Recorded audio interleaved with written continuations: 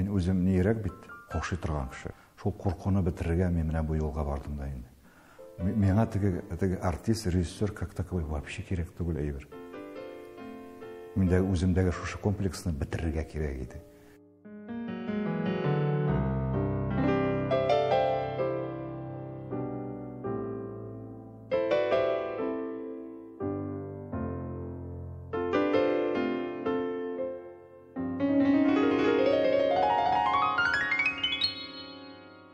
Шәкірт болғанда, оқытқанда да міне бұл сәхне зор. Бала шақта, ер шақта бұл түгі театр кебек шекеллейді. Или біз өзіміз үсәбізмі, или біздің пространство шул кадар теге қысыла. Ринатны мен бірінші курстан хатırlayayım. Моннан көп еллар элек. Бик итәгатьле, тырыш студенты армияга китеп кенә бездән бераз аерылып торды.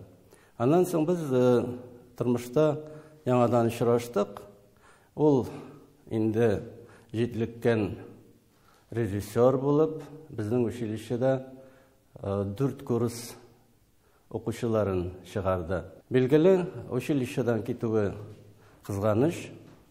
Яңадан курс исә аның кеше дә физик яктан булсын, режиссура ягыннан, сәләт ягыннан булсын, фикерләү ягыннан булсын, бар шуңа күрә аны яңадан училищеда көтеп калабыз. Ринат әфәнде, сез бу бинада 4 курс чыгарып китергә булдыгыз. Ни өчен? Әлбәттә, 4 курс ул бик күп шәхесләрне аякка бастыру булды. Миңа калса, минем гомерем өчен ул җитте.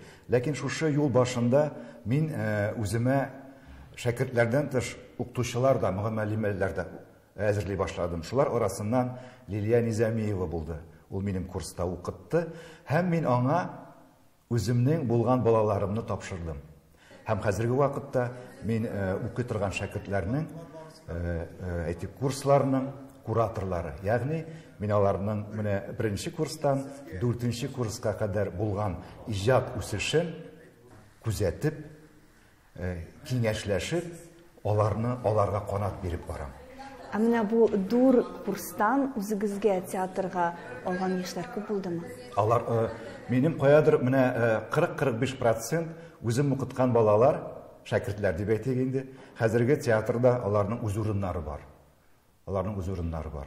Аллага шөкер. Чөнки монда көчле мәктәп, училищеда. Монда реалистик яшәү мәктәбе, ягъни теге әйтик метод переживания. Менә бу әйбер безнең күп кенә әйтик остазлар аркылы шушы театр училищесында булачак артистларга бирелде. Әйдәгез, башладык.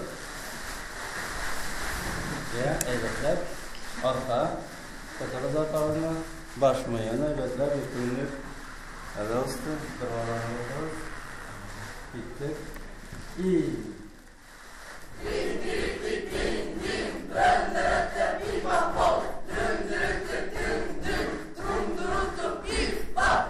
бу гаҗәеп училище, монда атмосфера. Күрәсезме?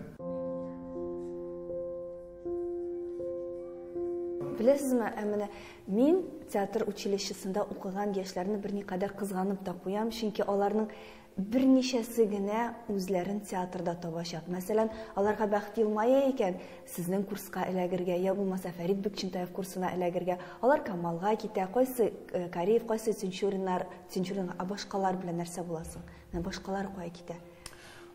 Луиза, беләсезме? Әлбәттә, һәр театрны бюджеты зур түгел. Әлбәттә, шул чыгарылган курстан бер яисә 2 яшь артист кабул ителә икән, димәк, бу курсны чыгаруның файдасы бар дип саныйм. Аларга менә бу театр училищесында алынган белем базасы, актерлык базасы эш өчен, аларның карьерасы өчен, кешеләр белән җәмгыятьтә эшләр өчен бик күп шәп актерлык осталыгыннан торган яхшы база, профессионал база.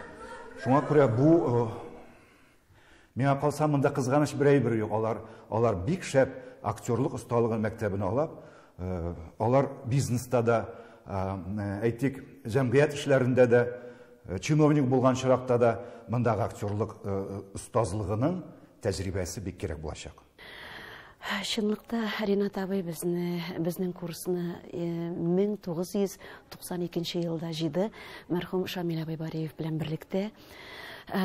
Билгеле, без һәрбер педагог, бездә 4 педагог иде, Нәҗиба апа Ихсанова һәм Илдар абый Хәйруллин соңыннан кушылды. Һәрберсеннән без сеңдереп бардык. Ринат абый аеруча. Ул безгә нәрсәсе белән кыйммәтле иде. Ул безгә иркенлек бирә иде сәхнәдә. Рәхәтләнеп, без иркенләп, үзебезнең көчебезгә ышанып, дөрес юлдан барганыбызны раслап, рәхәтләнеп иҗат итә идек студент шәкерт чагында. Хәзер мин бергә Ринат абый белән иҗат юлыбыз шулай бергә параллель барган вакытта Ринат абый курс җыя дигән хәбәрне ишеткәч, мин аның белән берлектә укытырга бик теләдем. Мин бик ялындым, бик ялвардым. Кызганычка каршы беренче курсны аның белән бергә укытырга туры килмәде. Ләкин аннары шул хәтле теләгем зур булганга күрә, күрәмсең, Ринат абый миңа үз янына алып, без бергә кулга-кул тынышып, курсларны җитәкли башладык.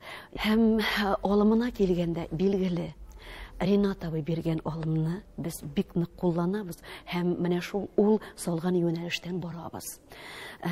Нинди юнәлеш ул? Вахтангов мәктәбе. Мин үзем ул мәктәптә Ринат абый белән, ул режиссер, мин актриса буларак бергә эшләдек, эшлибез, эшләячәкбез алга таба, исән сау булыйк. Һәм менә искитмәле шәкертләрне экзаменнар безнең иң беренче кунагыбыз, олуг кунагыбыз ул Ринат абый. Минем шәкертләрем, алар Ринат абыйны бик хөрмәт итәләр, бик яраталар. Ринат абыйны гел тыңлап кына торалар, һәрбер үтенешен, һәрбер кушкан эшен эшлиләр. Сез тормышыгызны яшьләргә багышлаган кеше, әмма тәҗрибәгез ул профессиональ артистлар белән генә түгел, хәтта урамнан кергән яшьләр белән дә булды. Бирегез мәйдан проекты турында сөйлим. Нинди проект булды ул? Бик кызыклы, мәгънәле һәм кирәкле проект эшләде ул чакта ТНВ. Һәм мин анда катнаштым, шулай Фәрит Бикчәнтаев, безнең театр артистлары да. Ул бик кызыклы проект, беләсезме, нинди мәгънәдә? Әлбәттә, без монда укытабыз. Монда алар актерлык базасын алалар. Урамда, яшьләр арасында, гомумән урта буын, әйтик, публика арасында талантлар тулып ята. Менә аларны сәхнәгә тарту, аларның сәләтен барлау һәм орлыгын ашыр өчен бу проект бик кирәк иде. Менә шул шәкертләр арасыннан бер 3-4 егет һәм кыз театр училищесына, соңыннан Мәскәүдәге югары театр институтларына кирип, үзләренең укуларын дәвам иттеләр. Бу проект бик кызык иде. Менә аны, миңа калса, аны яңадан кайтарырга кирәк. Чөнки сәнгать, мәдәният һәр вакытта халыкны тартып тора. Ул аларның кирәклеген, барлыгын белдерә. Һәм бу очракта ТНВ бу проектка кайтса, мин бик шатланып бу эштә катнашыр идем. Ярый генә кызлар очрашканга кадәр без кабат очрашачакбыз, шулай бит? Әлбәттә. 3 тапкыр бер көндә 3 спектакль уйныйбыз Алла үзә. Сез шатмы утырда?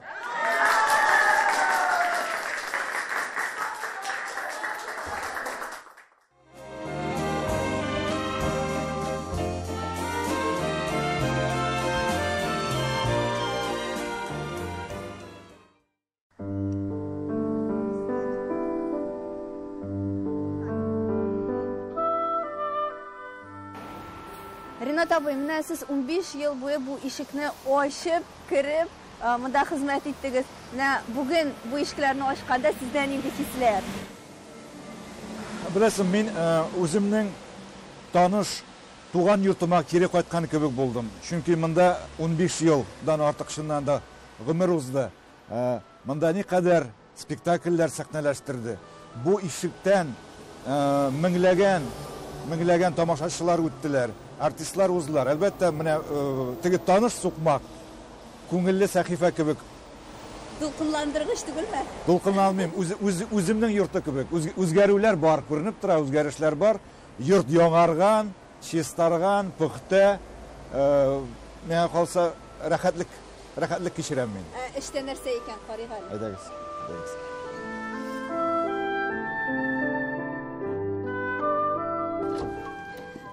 Biz hozir ул вакыттагы сюжетный ходтан кирib, хатирәләрне яңартып әле. Диvarlarning хатирәләре ята. Менә бу бит инде танылган театраль бина. Алафузов үзенең эшчеләре өчен бу бинаны салдырткан. Монда бик күп кичәләр узган, китапханәләр булган монда, кичкенә генә ярминкәләр уздырганнар, үзешчән артистлар спектакль куйганнар. Һәм аның тагын бер үзенчәлекле бу бинаның фишкасы бар. Монда сез беләсез барыбызда, монда Федор Шаляпин җырлаган, үзенең концертын, сольный концертын уздырган. Һәм шунда ук әйткән, бу бинаның акустикасы искиткеч шәп дип, Россиядә иң шәп акустикалы нык. Менә шушындай бинаны күргәч, әле ул төзек тә түгел иде. Безгә аны әзерләп тә бирмәгәннәр иде. Безнең күңел нык күтәрелде. Без әкренләп аның залын, аның сәхнәсен, гримеркаларын үзебез үзләштерә башладык. Чөнки без чигәннәр тормышында яшәдек. Безгә инде бу бина булгач, үзебезне шул кадәр бәхетле хис иттек. Һәм ниһаять әкренләп бу бинага без җан кертеп, көч кертеп, аның репертуарын төзей башладык. Шулай итеп бу бинага тамашачылар килә башладылар.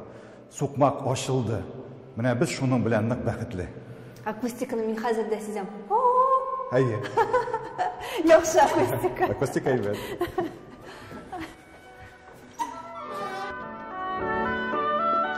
Инде директор бүлмәсенә юл тотабыз. Үзгәргәнме? Субханалла, безнең вакытта мондый диварлар, мондый кабинетлар юк иде, Луиза. Ну, хәерче заманда вакыты шундый иде әлбәттә. Бу директор бүлмәсе. Әйе. Шаккаткыч. Әлбәттә, бу бина үзенчәлекле, үзенчә яши. Аңлашыла, икенче сулыш белән монда созвездие йолдызлык. Менә Михаил Борисов, минем укытучым, Мәскәүдә Щукин театр училищесында режиссерлык факультетында, ул минем сәнгать җитәкчесе иде, ул минем бөтен диплом эшләремне кабул итте. Субханалла, урыны җумакта булсын. Шәп режиссер иде, шәп укытучы һәм мастер иде. Әлбәттә, менә Марселявыйның рәсеме. Шушы Мәскәүгә фатиха биргән, әлбәттә, менә шушы Марсель Хакимович булды. Менә шуны әйтергә кирәк, сез иҗат юлыгызны бит нәкъ менә Камал театрынан артист буларак башлап җибәрдегез. Менә бу ни өчен режиссурга кирип киттегез? Кем сезне режиссурга этәреп җибәрде? Әлбәттә, без Мәскәүдән бер төркем артистлар Камал театрына эшкә кайттык.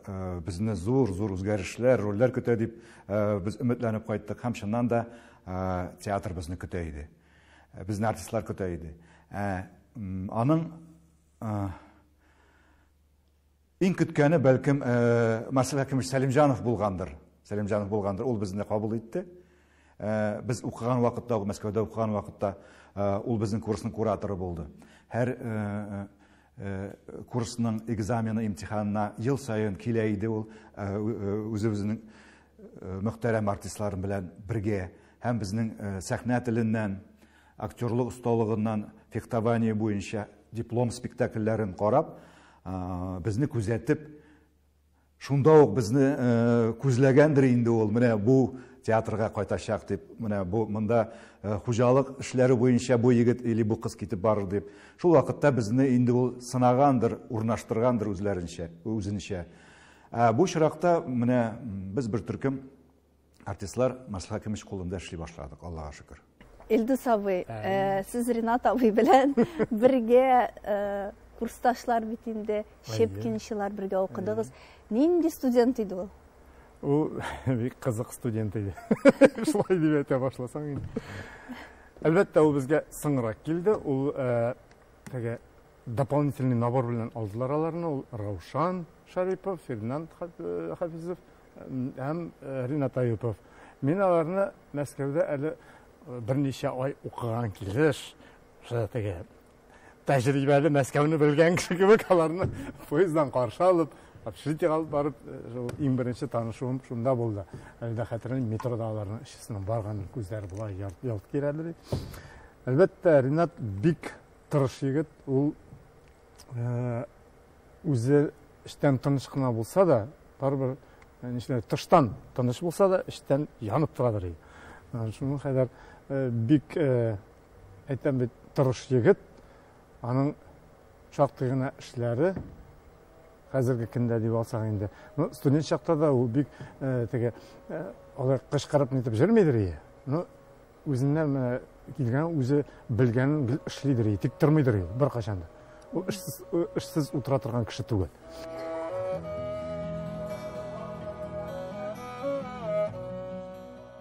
Ринат абый, Чаллыда эшләгән вакытларны искә төшерик әле. Менә анда нинди чор ул сезнең өчен? Чаллы минем өчен ул иҗат трамплины булды. Чөнки яңадан Казанга кайтыр өчен миңа үземнең һөнәремне ныгытырга кирәк иде. Бу шундый яхшы бер теге фундамент булды Чаллы театрында эшләү. Нинди фундамент? Аның өчен классик спектакльләр, ниндидер эксперименталь спектакльләр, балалар һәм улылар өчен спектакльләрне куеп, миңа кулымны ничектер шарлатырга кирәк иде. Һәм шуннан да мин анда иҗат иреклеге белән яши алдым. Мин үзем кирәк татар классик әсәрләрен, чит ил классик әсәрләрен һәм хәзерге заман драматургия авторларын анда куярга туры килде, мөмкинлек булды. Чаллы шәһәре, ул анда шундый тамашачылар яши, анда милләт өчен, милләтпәрвәр халык анда. Без нинди генә спектакль чыгарсак та, алар аны бөтенләй белән кабул итәләр иде. Һәм менә бу Чаллы театрына мин әйтәм, тамашачылар әзерләп бирдем.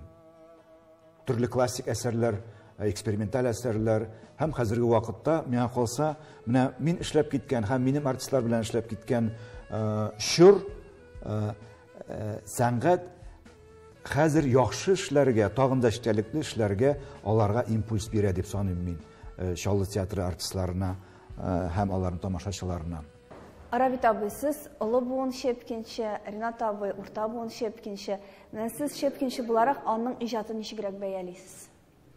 Ул Чаллыда эшләгән вакытта үзен беренче күрсәтте режиссер буларак, оригинал режиссер буларак, аның спектакле Йосиф белән Зөләйха бик зур уңыш казанды һәм ул югары сәнгать әсәрендә куелган ул актер буларак, актерлык осталыгы буларак та киемнәр, ул вакытта борынгы замандагы киемнәр бик уңышлы художникның бит.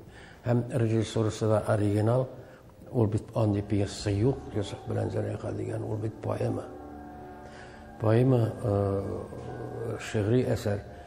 Менә шушы шигъри әсәрне сәхнәдә җанландырды Әюпов беренче буларак дип әйтик. Бу Йосиф Зөләйха темасына бик зур уңыш казанды. Ул аны монда да куйды. Нидән куркасың син? Мин куркам тик Раббымнан. Ул бу гөнаһны күрер.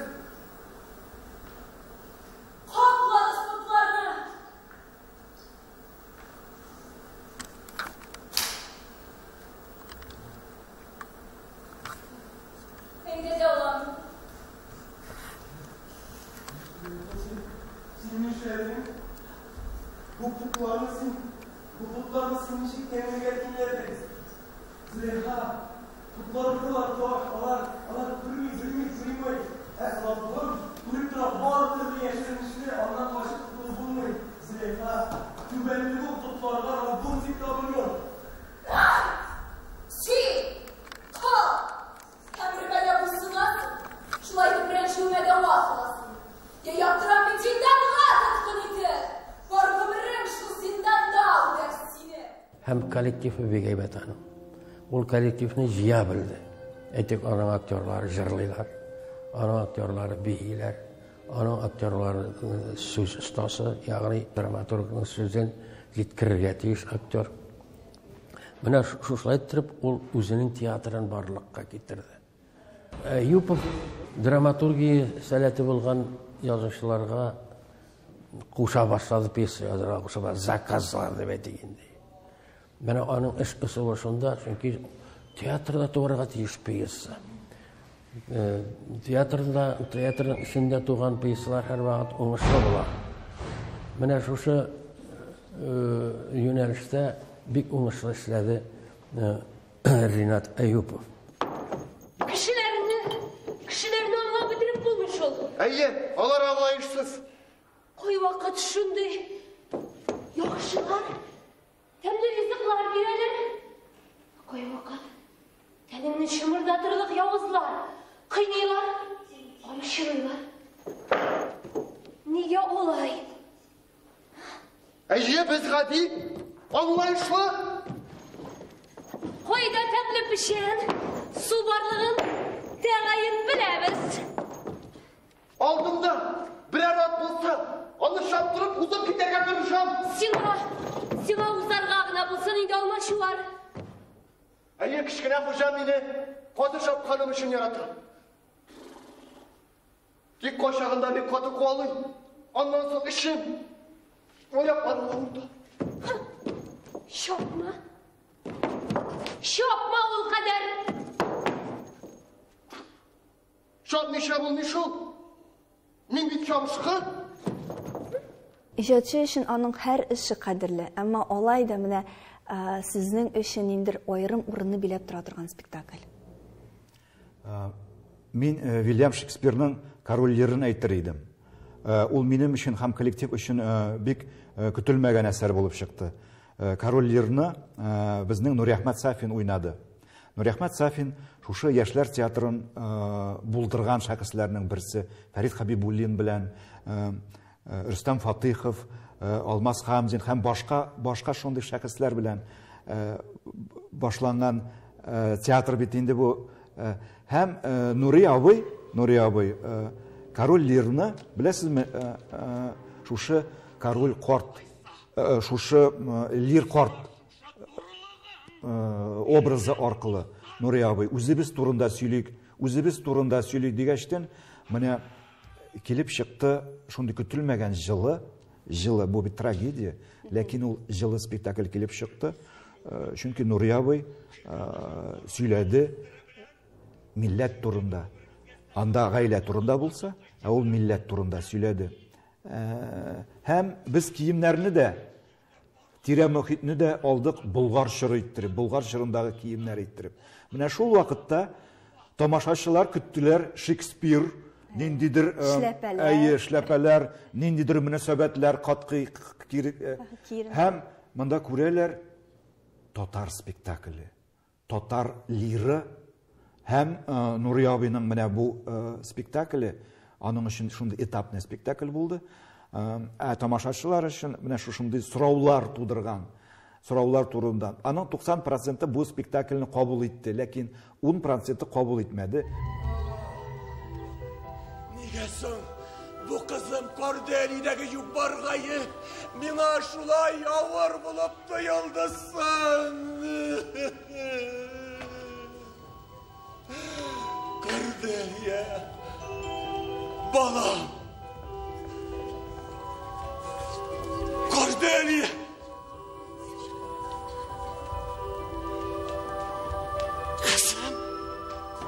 Kızım, Cordelia, nene kaşı. Min bitsina yaman kıldım. Bala koyayım minim, bala Cordelia.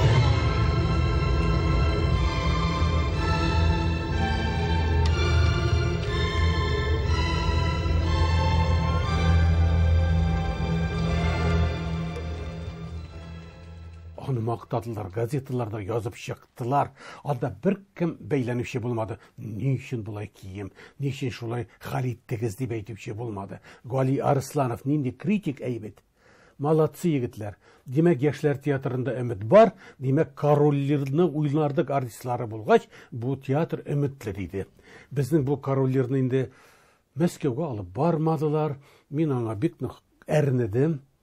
Ни өчен мин анда күренмәс күрсәткән киресенчә күрсәтергә кирәк иде. Менә башка театрлар тарафында, менә безнең менә милләтнең корольлерын, менә аның бизәлеше, анарсын музыкасы бик көчле иде. Музыка менә тетрәндергеч, менә шул музыкаларны алып тетрәндереп уйнап чыктым мин корольлерны. Дөресен әйткәндә, тәрбия бу яктан. Менә мин уйнап чыккач, минем грим бүлмәсендә башларын тыгып, рус балалары абый супер молодец дип рәхмәт әйтәләр иде. Алар әле аны перевод белән карыйлар. Укытучылар әйтә, сез монда гына калмагыз инде. Хәзерге заманда хәзерге яшь балаларны күз яшьләтеп җылатырга мәҗбүр итү бик зур эш. Мәскәүгә барыгыз дип шундый безгә юлламалар да бирделәр. Мотор иттереп. Инде Ринат Хасанович белән безнең эшләү, мин булай дип уйлыйм. Без бер вакытта да эшли башлаганнан бирле аның сүзенә теге риза булганда риза булып, инде бөтен риза булмаганда, ярар, Ринат Хасанович ярар дип тормадым. Ул да минем әйберләргә, кайбер эшләгән әйберләргә дөрес, менә шулай кирәк, шулай дип кенә тормады. Юк, дөрес уйламыйсың дип, менә шулай каршылыклы булды. Менә ничек диләр әле? Әйбер бәхәстә тугышын барлык. Менә шул бәхәсләшеп кенә без уртак фикергә килә идек, һәм образларыбызда нәрсәнедер таба идек. Тыйнаклык талантны бизи дип әйтәләр. Менә сез шул категория кешесез. Сез бер кайчанда мин димисез, сез һәрвакыт үз исемне театр белән бәйлисез. Менә без дисез, театр дисез. Менә каян килә ул? Тыйнаклыктанмы? Сез дөрес әйтәсез, чөнки театр сәнгате ул теге коллектив хезмәт. Анда мин дип кенә әгәр дә син үзеңне беренче планга чыгарсаң, уртак эш пешә алмас иде, уртак эш барып чыга алмас иде. Монда шул кадәр режиссер артистларга бәйле, артистлар режиссерга бәйле. Аннан соң бу булачак спектакльне төрле яктан барып чыгар өчен специалистлар кирәк. Ул специалистлар белән дә нык эшләргә кирәк. Шул вакытта гына кызыклы спектакль чыга һәм коллектив ныгый. Шуңа күрә әгәр дә umuman teatr sәнгатенә артист мин дип килә икән, ул бер сезон эшли дә китеп бара. Чөнки театр сәнгатендә без дип алырга кирәк. Чөнки ул ансамбль эчендә генә спектакль барлыкка килә. Син шайтан дидем бит. Хәлемешкә, Абдуллаҗан, үпкәләремне яртысы ширеп тарткалган. Мин сиңа арысландай тазалык, сәламәтлек вәгъдә итәм. Бу хәзинәче шайтан нәрсә сорый инде? Бирмәс. Каләмемнән ваз кичәргә ант ишсәң, миңа шул җитә.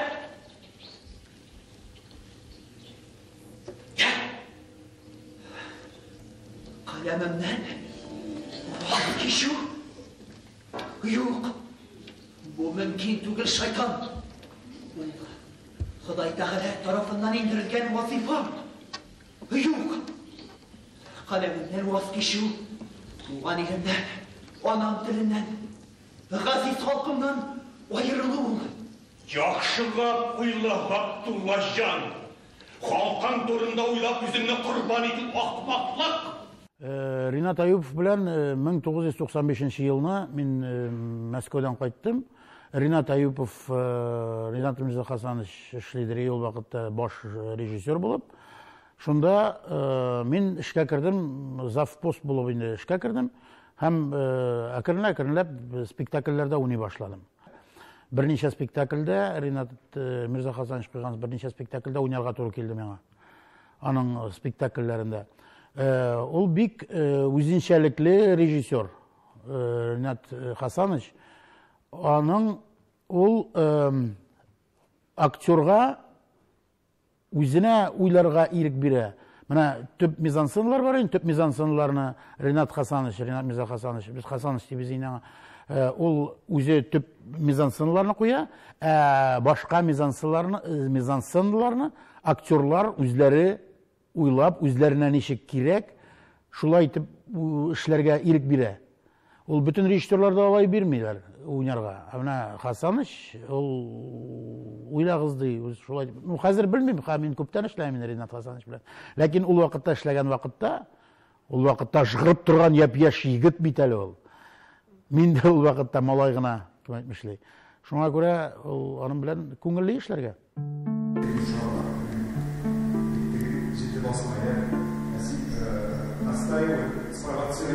Мин күбрәк артистларга ярдәм итә торган режиссер.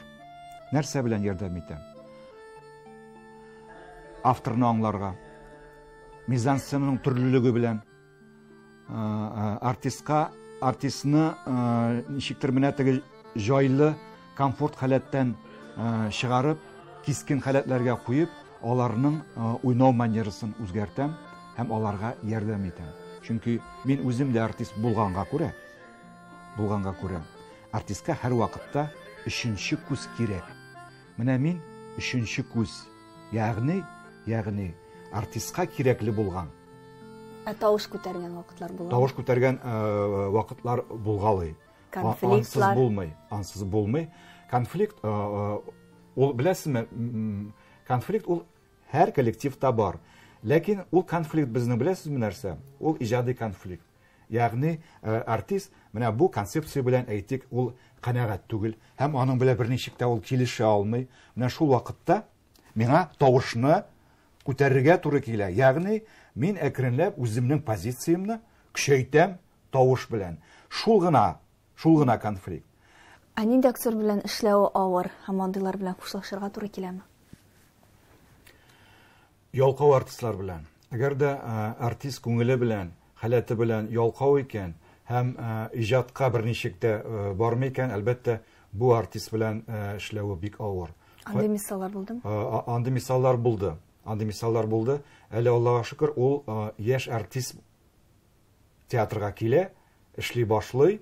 Аннан соң ул үзенең минлеген күрсәтә башлый, ягъни ансамбльдән аерылып, үзенең шәхси эшләрен белән шөгыльләнә башлап, шулай ялкау, күңеле белән ялкау булган чиракта,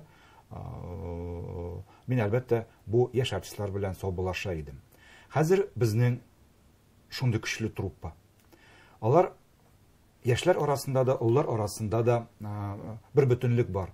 Алар бер-берсенә кирәк, чөнки театр сәнгате ул ансамбль.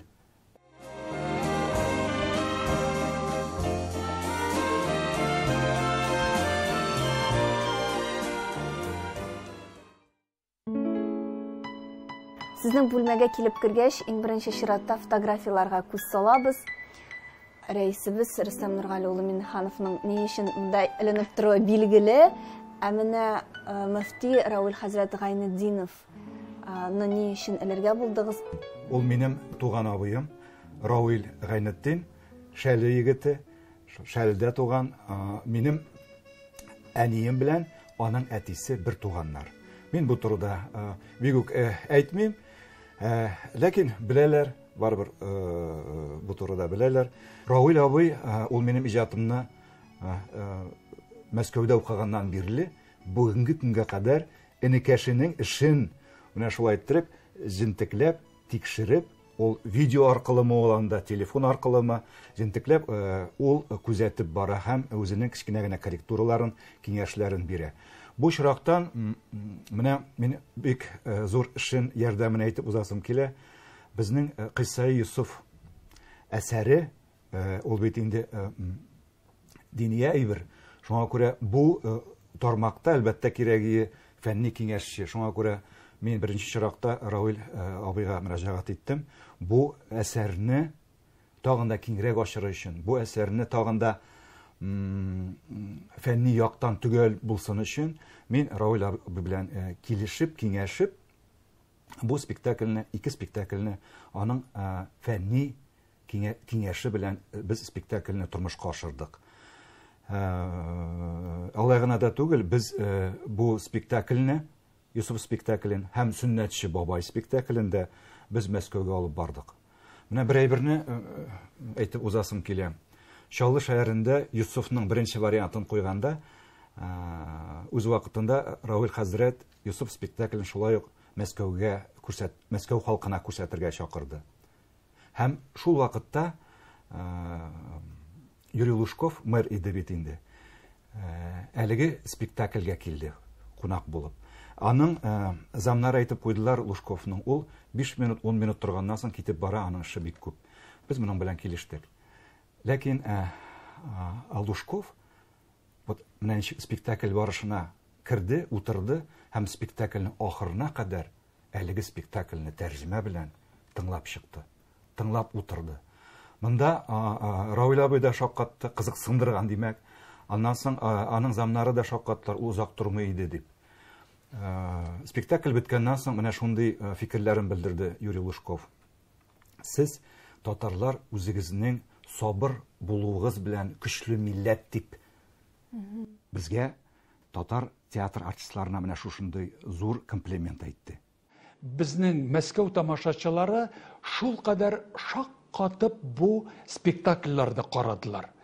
Искиткеч гаҗәеп яңа алымнар белән күрсәтелгән милләтебезнең рухын, милләтебезнең мәдәниятен, аның горурлыгын, аның чын күңелдән эчке халәтен күрсәтә торган спектакльләр куйды.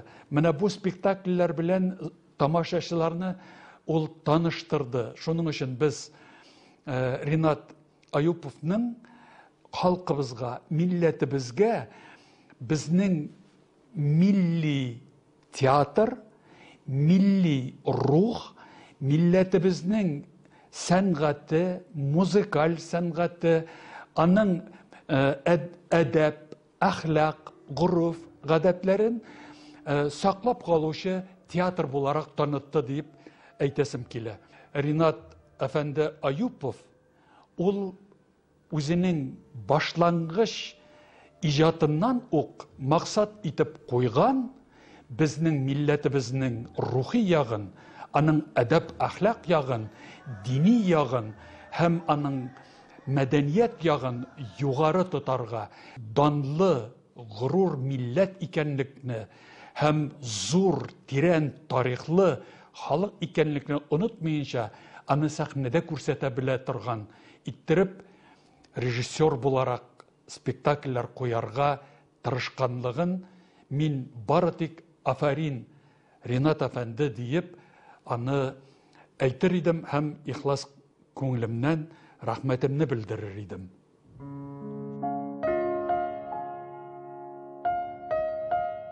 Менә тагын бер монда күзне үзенә тартып тора торган картина нәрсә ул?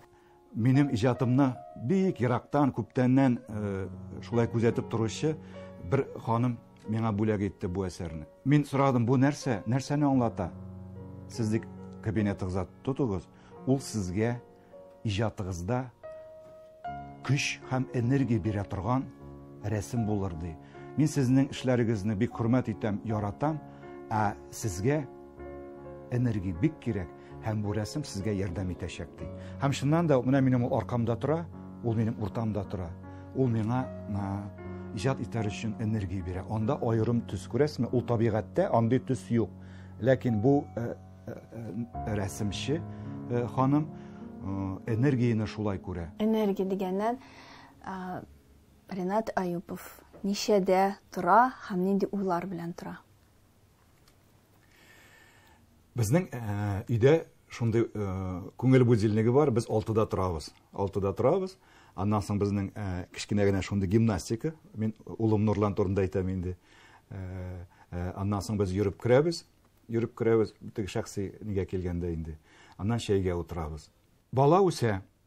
Бала үскәч, мин дә ата буларак үсәм. Аннан соң менә сезнең бик кызыклы сорау бу, нәрсә турында уйлыйбыз? Менә ул балаларга нинди спектакльләр тиешле, нинди тамаша карарга тиеш. Заман үзгәрә, шуңа күрә шушы Нурланым балам аркылы мин куелачак спектакльләрнең формасы турында, аның эчтәлеге турында һәр көн диярлек уйлыйм. Бу теге пафосный сүз түгел. Чөнки театр турында, аның репертуарын һәр көн кайгыртмасаң, сен артта каласың. Ул театр сәнгате, ул һәр вакыт шушындый хәрәкәттә тора. Шул хәрәкәттән бер генә көн уй фикердә дә төшеп калсаң, демәк, күп әйберне югалтырга була. Шуңа күрә аннан соң кичке спектакльләребез уйналган вакытта улар өчен мин анда контрольдә. Үземнең көчем белән, үземнең театрда булуым белән артистларга ярдәм итеп көч биреп торам. Аннан соң безнең һәр спектакль менә тамашачыларга аерым бер энергия белән суарылган спектакль. Анда тирән мәгънә ята. Һәм һәр килгән кеше ни өчен бездән ниндидер ял итү генә түгел, файда алып китә.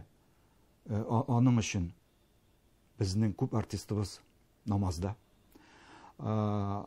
Безнең күп артистыбыз үз дисциплина өстендә эшли. Күп артистыбыз үзенең сәләтен үстерү өчен үз өстендә эшли. Тел буенчамы ул, вокал буенчамы, тән хәрәкәте буенчамы ул, гомумән уку буенча, дөньяны күзәтү буенча артистларның үсеше булган чиракта рәхәт яшәүе һәм икенче көнне көтүе, икенче спектакльне премьерадан премьерага яшәү кызыклырак.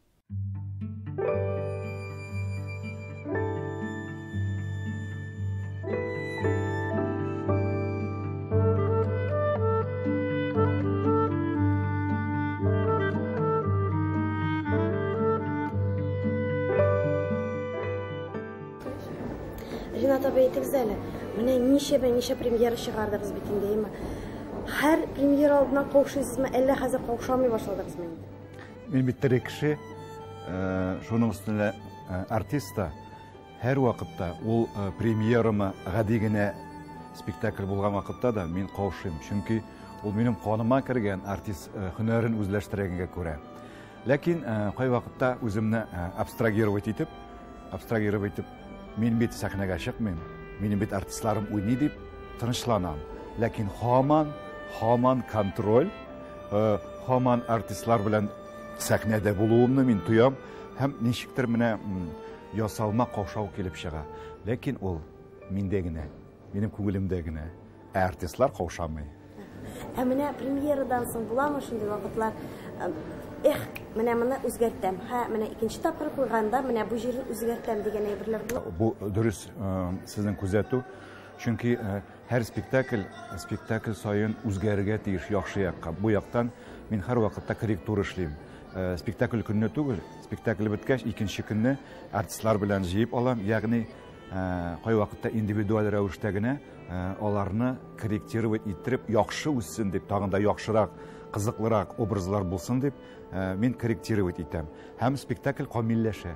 Ул тора бара камилләшә. Ул кинәт кенә тумый. Барыбер спектакль теге тулы канлы булып тамашачыга ятсын өчен барыбер вакыт кирәк. Шул вакытны мин кичкенә генә корректуралар белән төзәтеп тәртипкә китерәм. Менә тагын бер сорау. Ринат абый, кайбер режиссерлар сәхнә артында карый спектакльне, кайбер режиссерлар залдан карый. Сез кайдан карыйсыз спектакльне премьераны? Мин тамашачы күзлегеннән карыйсым килә. Шуңа күрә мин монда сәхнә артында түгел, залга чыгып, качыбрак, кырыйдарак кына тамашачының әгәр дә сулышын тойсам, миңа рәхәтрәк. Мин һәр вакытта читтә өстән күзәтәм.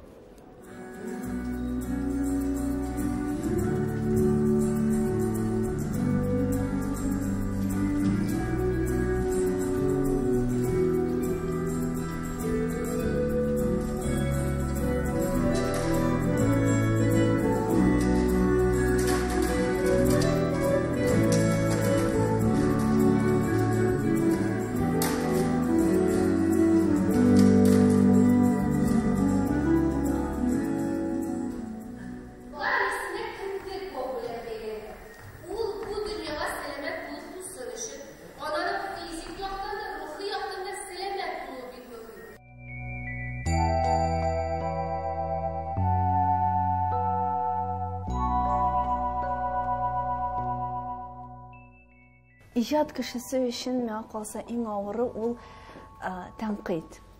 Mənə siz tənqidə necə qarayırsınız? Мин тәнкыйтькә бик кирәкле формация дип кабул итәм. Кирәкле алар булган чиракта тәнкыйтьчеләр һәм минем иҗатыма ул тискәре тәнкыйтьме уңай фикерләр булса да, мин бу әйберне кирәкле формация дип кабул итәм. Тагын инде авыр яклары бар. Мин режиссер буларак менә тәнкыйтьне спектакль куйганыма анда мин кичерә алам. Ләкин артистларга тәнкыйть булса бит, тәнкыйть булса, менә алар бу әйберне кичерә алмыйлар. Алар бу фикерләрне үзләрендә йөртәләр һәм аларга ул кумаучаулый. Мин һәр вакытта әйтәм, бу турыда онытыгыз. Сезнең турында сөйлиләр икән, димәк, сез нәрсә белән булса да кызыклы. Әйе. Әлегә кадәр алынырга кыймаган әсәрләр дә юк түгелдер. Алар бар. Кайчандыр үзеңә ниндер тормозда куя белергә кирәк. Нәрсәдән? Кай вакытта мин бу авторның әсәренә үзем шәхсән әзер түгел. Артистларга ул ошарга мөмкин, әйтик, ниндер пьесалар, әйме. Ләкин режиссер буларак, әгәр дә мин бу авторның фикерен тартып чыгарырга мәгънә тапмыйм икән, тогда мин бу әйбергә әзер түгел һәм аны читкә этәреп куям. Ул пьесага мин кагалырга куркам хәтта.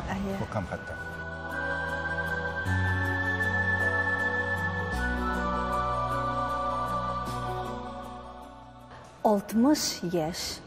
Сезнең быел юбилей. Менә кире ул елларга әйләнеп кайтсак, кире борылып карасак, сез канәгатьме тормышыгыздан, иҗатыгыздан, спектакльләрдән? Аллаһка шөкер дип әйтергә кирәк, һәр вакытта мин шөкер менә бу иҗат юлны уза алуыма һәм шушы театрда эшләвемә, артистлар белән, коллектив белән эшләвемә мин бәхетле. Худай Тәгалә шулай кушкан бу юлны узырга. Сикәлтәле юл, шуның белән ул кызыклы, һәм бу минем юл, минем тормыш, минем иҗатым.